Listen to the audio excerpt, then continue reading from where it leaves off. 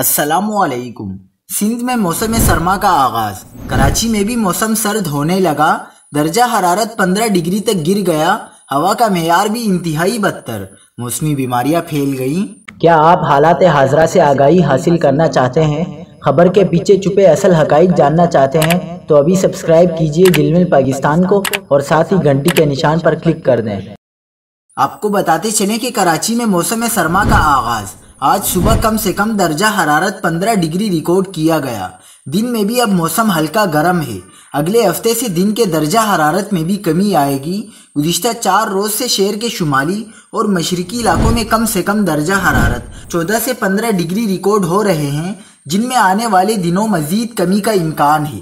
آج صبح مٹھی 9، ٹھنڈو جام 9.5، دادو 11.5، سکر 12، میرپور خاص 14 اور کراچی ایئرپورٹ پر 14 ڈگری ریکارڈ کیا گیا۔ شہر کے جنوبی و وسطی علاقوں میں دیگر علاقوں کے مقابلے میں اربن ہیٹ کے سبب ٹھنڈک کم ہے اور اس وقت درجہ حرارت 22 سے 23 ڈگری ہے۔